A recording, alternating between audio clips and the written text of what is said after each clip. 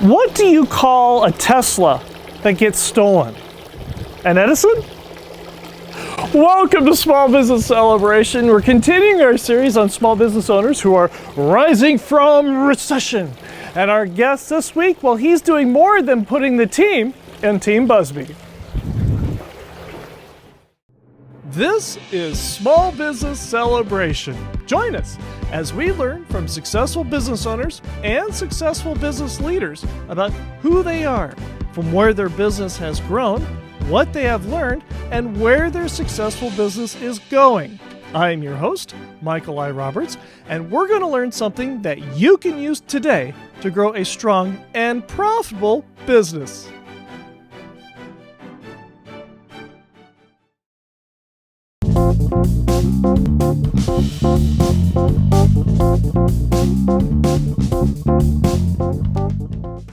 Welcome to Small Business Celebration, and our guest this week is Jon Busby, the owner of Team Busby. Welcome to Small Business Celebration. Thank you, Michael. Thank you. One of the reasons we're here talking to Jon is not just because if you lived in Kern County and you've probably seen his face on countless TV commercials, online ads, you've seen his face everywhere. He is an incredibly successful real estate person, and we are currently in the middle of a white-hot real estate boom.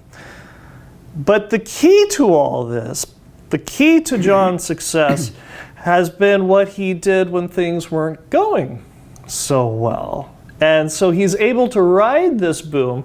And so when this bubble we may be in bursts, he'll still be coming out on ahead based on the lessons you have learned. And one of the things that's so great about talking to you, Jon, is very briefly, you started as a little farm boy out of Arvin. Yep.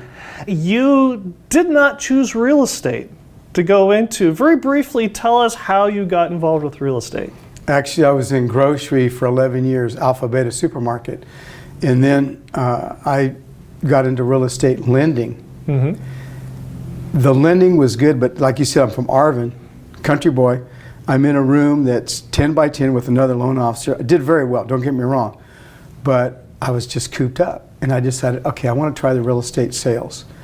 And I got into real estate sales in 1990 and never looked back. It fits, you have to do what you enjoy, and it fit my personality. And I just really enjoy what I do to this day. So what you're telling me is you're not the kind of person that wants to be cooped up in a windowless room, in a windowless office. No, have to be out with people. Yes. You made the transition into real estate, and you are a natural salesman, or is this something that was learned? No, I attend a lot of conferences and seminars. In the one seminar, and again, in the 90s, early 90s, he said, you can be a realtor or you can be a business person. Neither one is wrong. Mm-hmm. And so I was working really hard trying to make, I mentioned to you earlier that I got into a situation where partners filed bankruptcy and left me holding a substantial amount of money. Mm-hmm. And so I worked day and night, and what was happening is I had to hire a part-time person.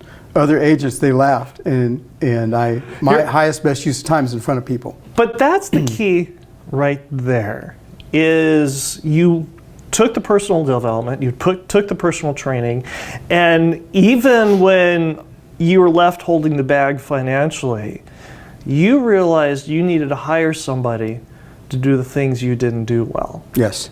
You started your business off with one employee. Yes. And now you have how many employees? 6. I have 6. Mm-hmm.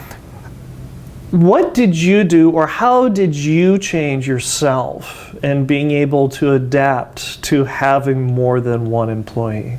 You have to trust your staff. Okay. I'm very picky, very picky. I've had people that want to join the team.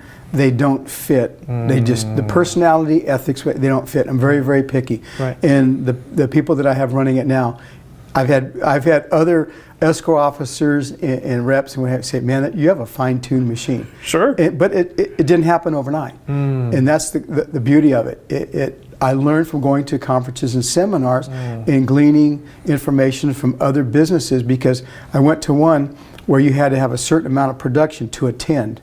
And I fit that, and then you paid and you got these breakout, and I took notes and what have you. I incorporated that back with the team. So as we expanded, I had the information from other companies nationwide to bring that into the business, and it worked out very well.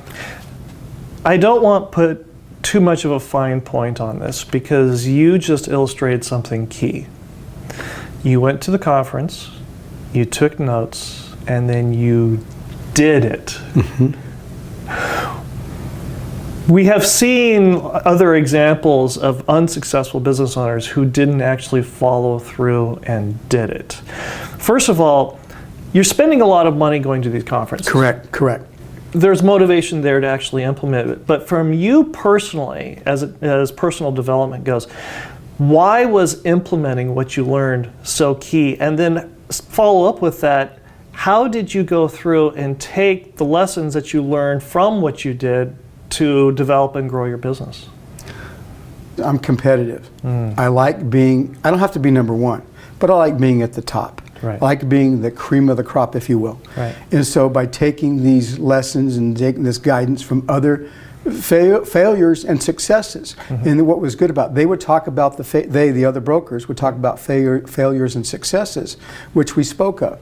So I took those, the right personality handling the right position. And so you have to be able to understand personalities. It's been a God-given gift for me. I can read a person in 30 seconds to a minute. Was this something that you learned intuitively, or was this something that you learned out of a book? This is the introvert asking. It's a combination of both. It really is. It's a combination of both. I've always had good people skills. Even in high school, I was voted a best personality, and that meant a lot to me. Right. Not the best looking or any of that. Best personality, and that means a lot, because you have certain traits. Certain businesses command certain traits. Salespeople is not the best talker; it's the best listener. You and I spoke of that. Right. And so I listen, I care, I pass it on. We have many meetings with the team, the production end of Team Busby and the administrative end of Team Busby. We have many meetings, and when you have a broker come in and say, "You have the best team in Kern County," and he doesn't do business with us, right, and said that, and it's like, what a compliment. And I don't take anything for granted. Come from a very humble background, right. So I just care about Kern County. And if I ever lose this in the business, I'm done. Right. I'm done. Right. What have you done with your business that allows you to streamline your business, that you encourage other business owners to do as well, or even offer to them? Watch your outgo. You always watch your outgo. Been in business 31 years. Right. 2 years we operated in the red. 08 and 09. Banking crisis. Yes. Anybody that remembers 08 and 09, we operated in the red. And you learn from mistakes. Right. And like I've said to my son and other people, younger people, I'd rather see you try and fail than to fail to try. And if you make a mistake, that's okay. Can you repeat that one more time? I'd rather see you try and fail than to fail to try. And my son, I tell him, I said, Jonathan, if you make a mistake, I'm okay with that. But if you make the mistake over and over again, you haven't learned. I have a problem with that. Right. And so he's very, very good, and he listens. If visionaries want to get in touch with you, how do they do that? Okay, my phone number is 410-SELL. 661? 661-410-SELL, S-E-L-L. I gave that to a client, and he was dialing C-E-L-L, and he couldn't get to me. And then Jon Busby, J-O-N, there's no H, Busby at teambusby.com. Real simple. And are you on social media? Yes. And your social media handle is? The girls handle it. Yeah, they do. Very good. No, they very do. Good, they very do. Good. Yeah. And if you enjoy Small Business Celebration, go ahead and like, subscribe, and notify, and leave a comment. We love the comments that you give us, whether it be on iTunes or Spotify or Stitcher or wherever you listen to this program, or watch it on YouTube. And when we come back, we've been going through and talking a lot of nuts and bolts already in this episode, but When we come back, we're going to find out more about the background, the history, and some of the mistakes that Jon has overcome and how that has helped him both professionally and personally when we come right back. Any aim you have in any area of your life can be enhanced with better leadership and communication skills. And there is no better place to learn leadership and communication skills than your local Toastmasters Club. My name is Kirkland Tibbles, and I've been a Toastmaster for 42 years. And I'm here to tell you, the supportive and fun environment of Toastmasters is a great place to learn.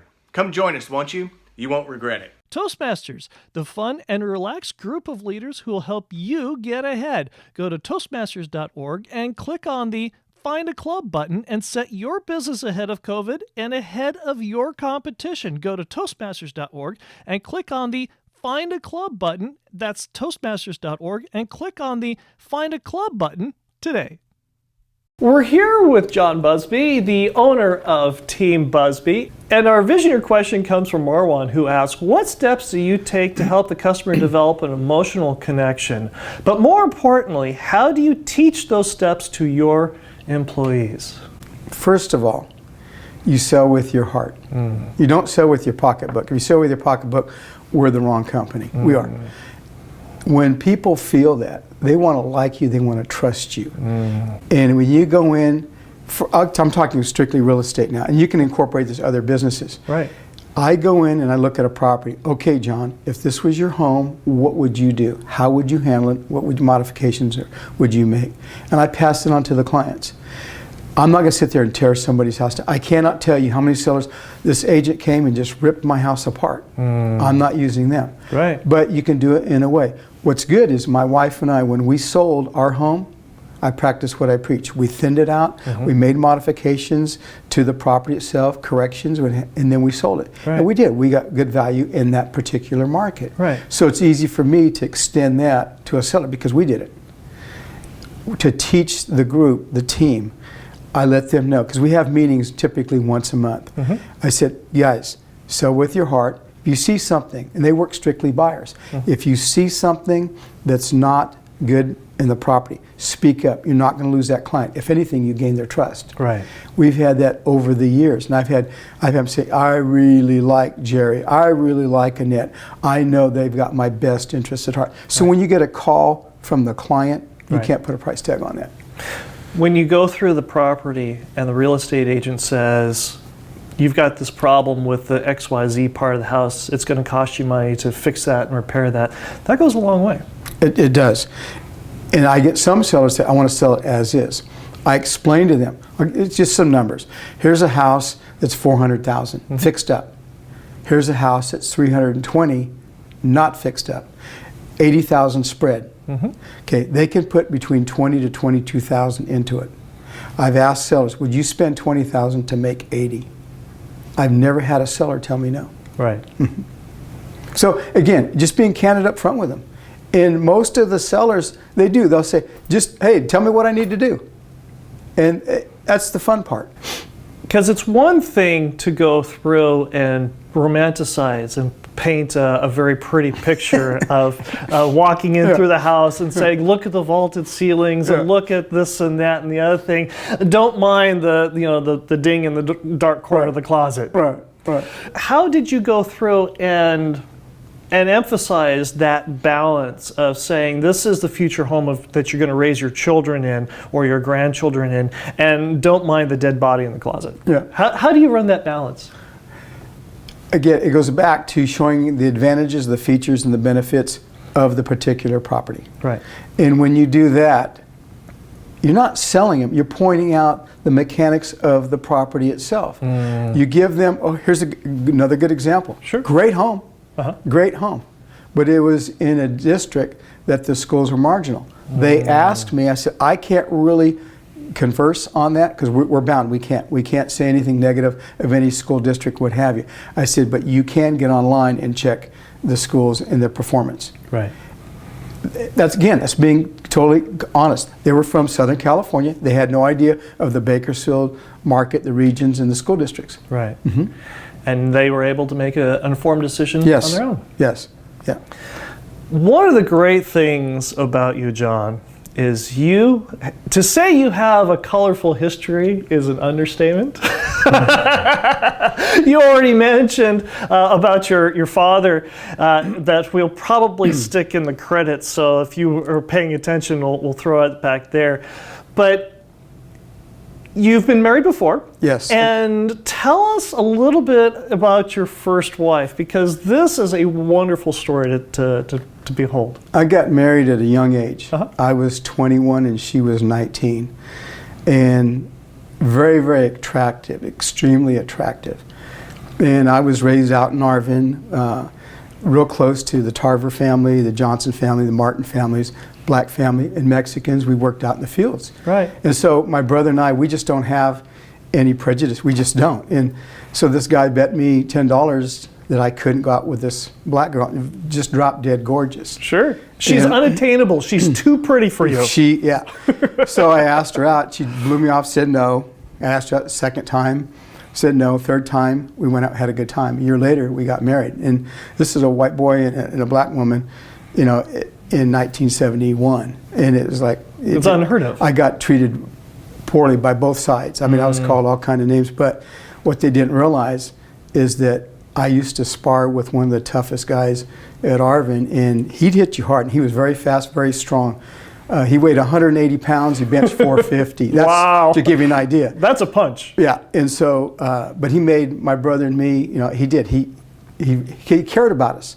And so we moved to Long Beach, and then I became quickly, we were married 4.5 years, and quickly too plain for her. She became an LA Rams cheerleader, and then in Ebony magazine. And then we parted ways. And 4.5, 5 years later, I met my wife Kim, and we've been married 40 years. And I have to say, Kim is the love of my life. The key to this is business owners can get enveloped in their business. And part of your personal journey, part of your personal growth in all of this that you had between your first and your second marriage was also your business and Sure. the growth of the business. Did that have something to do with why the first marriage didn't work and why you've learned from that, and how come you've been married for 40 years successfully now?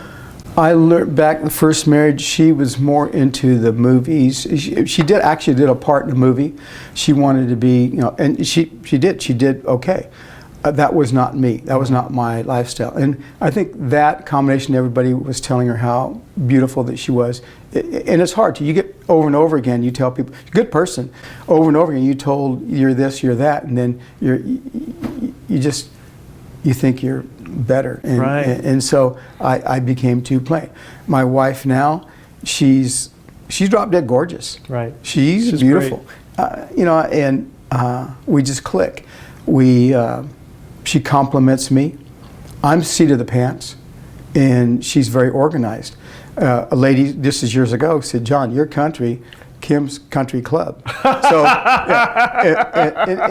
and she makes me really good. She makes me try hard, and I think that's what sometimes business owners, your spouse, if she's behind you, or if the husband's behind the spouse, and you. I don't want to say she pushes me, but she makes me want to try harder for her. And it's worked out very well. 40 years. Sure. And I just love her to death. How has she helped you keep in check because real estate agents, they can spend 80 hours a week in the field. I did. When I was paying all that money back, that I had the partners file bankruptcy, and I couldn't file bankruptcy. The first year, I worked 360 days. I took 5 days off the entire year. And you sold 51 homes. 51 homes, brand new. 52 Yeah, weeks. brand new. And if you're not familiar with the real estate business, that's breakneck. It is. Well, no, seriously, it did. And it took a toll. But we have children and we have God. And when you have that, it's like, we're not going. We had a rough time in 08 and 09. We talked about that financially, the crash, but 40 years, and I look back and go, wow, you're going to have problem. It's not, you don't go through them, you go around them. And my wife and I, we talk. We make sure we have time. We have dedicated time that we speak with one another, talk with one another, converse and talk about things. And I live in a home that it's a modest home, but it's not anything fancy, because Basque Okie people were satisfied. But she has decorated it to a T, and you're standing in it, you can see, that's all her. When we come back, we're going to learn why not only Jon is one of the premier real estate agents in Kern County, has been for so long, but the nuts and bolts that has helped him become successful for so long. When we come, right back.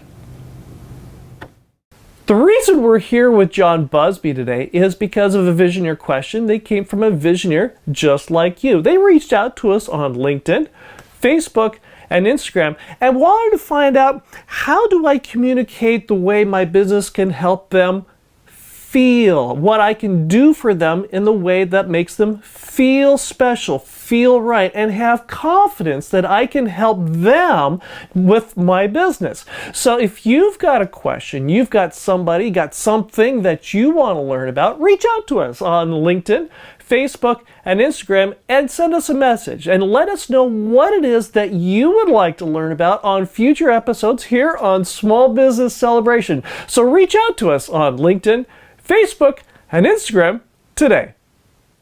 We're here with Jon Busby, the owner of Team Busby, and our Visioneer question comes from Kathy, who asks, how do you instill confidence in your employees so they can accomplish bigger things without you being there? With the girls, they've been with me quite some time. And building confidence, and that is a very good question. Building confidence is important. And when you give them... Why is it important? Because what it does, it makes them feel stronger about their decisions, what have you. And like, I have two people that they make big decisions when I'm gone. Right. And because of past experience, what have you, and guidance. And say, you know, I appreciate what you do. You make me look good, and they do. And you're only as good as the people under you. And I let them know. I'm very open with them, very complimentary, but the compliments are sincere. I don't just say it just to say it. Right. And they'll tell you when I walk in the door, probably 2 days out of the week, are you guys having fun yet? And it sets a tone. Off camera, you mentioned you have 2 metal legs and a metal arm. And part of it is because of what hobby do you enjoy? 2 wheels. I have 1 plate and 6 pins in one leg. I have 2 plates and 12 pins in another leg. And I can't even tell you what's in my elbow. It's all metal. I've got the x-rays. And I've always loved 2 wheels. I gave them up having children for 17 years. And then I started riding again, and it was my fault. I had dual sport tires. I'm on asphalt and went into a sharp turn, a 15-mile-an-hour turn, maybe about 30 miles an hour. Wasn't going fast, but faster for the turn, and hit a steel post and won. And then the second time, I literally went off a mountain. Wow. And yeah, that was an experience. But I enjoy 2 wheels. I made an agreement with my wife. I'm not going to do anything that will strictly street now. And I sold the one bike that could have gotten me in trouble, and I got rid of it. And when you say 2 wheels, we're talking about motorcycles. Yes, yes. Of course. Yeah. But I've had friends on bicycles worse worse than me. I had one friend, all his teeth knocked out, hit a post. You've just now bought a new bike. What kind is it? A Ducati. Yeah. And why that particular Ducati? I have a bucket list. Okay. And you know, Harley. I have Kawasaki and a KTM, and I wanted a Ducati. And I can afford the motorcycle. I couldn't afford the maintenance, but they came out with a new valve system that the adjustments is 36,000 miles. So I thought, okay. And I've always wanted one, and so yeah, I pulled the trigger. It's a fine bike. It is. Yes. What have you learned from riding a bike, a motorcycle, that has affected your business? I do a lot of thinking when I'm on the motorcycle. When you're out there, and we just came back from Mammoth, and for 5 of us actually, and you do a lot of thinking. And I think about the business, how to fine tune it. And it's like, I can't sit still. I can't let things stay stagnant. I'm doing a couple things right now that are new, and we utilize it, and it's worked out really well within the team. But I'm always thinking about making it better.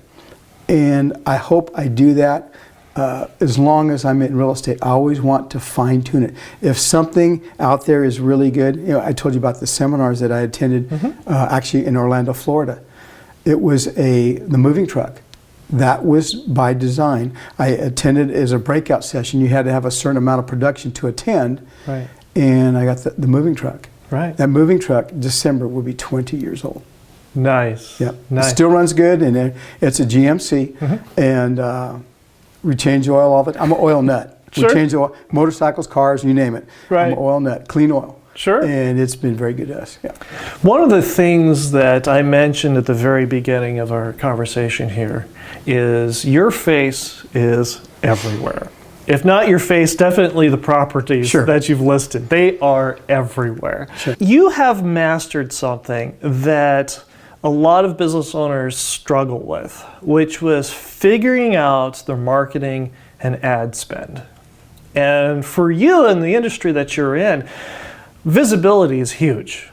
It's very big. How did you learn where that line is and how much advertising and marketing you needed to invest in order to have the revenue stream coming in and be able to have the successful business you have? That is a very, very good question. It's probably one of the best questions. I'm a numbers person. I watch the numbers like a hawk. I watch the production. I watch the outgo. And over time, I did a little bit. It was growth. And so I started a little bit and it returned. Start a little bit more return. Start a little bit more. And so if it doesn't work, I'll pretty much try anything. I'll give it 6 months. Right. If it doesn't bring a return, it's done. Right. You go on. And I'll make a decision quickly. I'm not going to sit there and take my time. Well, maybe let's do it. Try. I don't do that. So you went through and you did incremental decisions Yes. and incremental observations. Correct. And you've made the conscious decision that you gave it a full 6 months. You didn't wait just a month or two or a week or two. It's not fair. Why not? It takes time. It takes time. And I've had people in different industries. Could be print. It could be radio, TV, just different types. Try, you know, they'll say 3 months. I said, no, I'll do 6 months. And they're excited because Right. we just doubled it. Right. But again, when we call the office, they'll say, how did you find out about Team Busby? And we put it down. And that's the key right there. Yes. I find out what's working, what's not working. Not everything works. Yeah. Is there something that I should have asked you? I attribute a lot of my success is the personality, what God has given me. I said that one time at a seminar it was at Hodell's. And people, because they asked me, how do you stay on top year after year after year? And I said, I give it to God. And some people poo-pooed that, and I don't push my beliefs on anybody. You have the right to choose whatever that you do. I just know what God has done for me and my family, my wife. And that part is really very instrumental in our business. And I care, I just love people. And that's a God-given gift. And I think when you care about the person and the end result, you don't have to worry about the monies. The monies comes. People talk. And I get people say, somebody told me that you'd be totally honest and upfront and candid with us. Well, yeah. And so that's the success.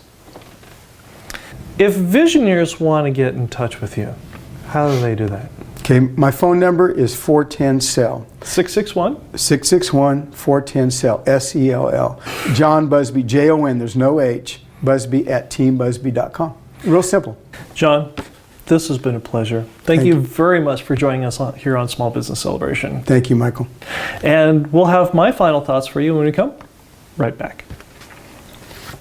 Any aim you have in any area of your life can be enhanced with better leadership and communication skills. And there is no better place to learn leadership and communication skills than your local Toastmasters Club. My name is Kirkland Tibbles, and I've been a Toastmaster for 42 years. And I'm here to tell you, the supportive and fun environment of Toastmasters is a great place to learn.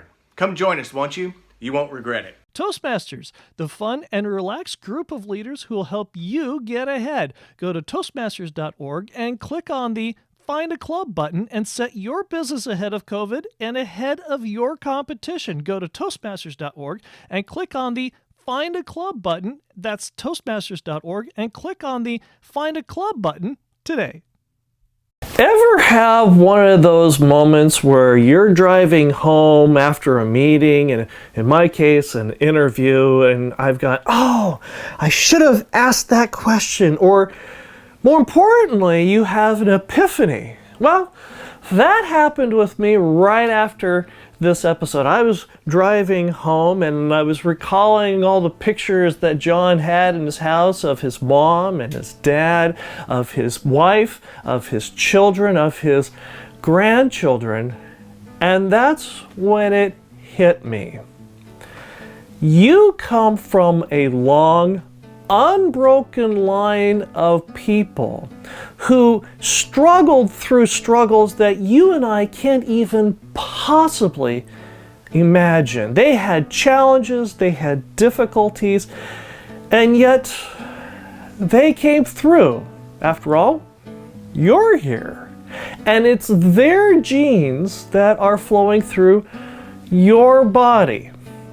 So the next time that you're having a difficult day, your life isn't going as well as you would like it to go, things aren't quite turning out as you had hoped, remember, their genes are your genes.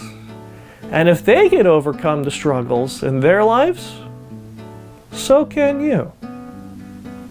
Until next week, I hope you learned something with our conversation with Jon Busby of Team Busby, and I hope that you learned something from this episode that you can use to grow a strong and profitable business. And we'll see you again next week. You know what it's all about? Right here. Right? My parents, if you met my parents, Right. My mom was Basque, my dad was his dad was from Kansas, and I always say we're Okie Basque. And both of them, my dad is tougher than hell. He literally, he would hit us with fists. Right. But he'd do anything for you. He said, don't you touch my boys. Told the principal at Arvin High, you touch them, you got me.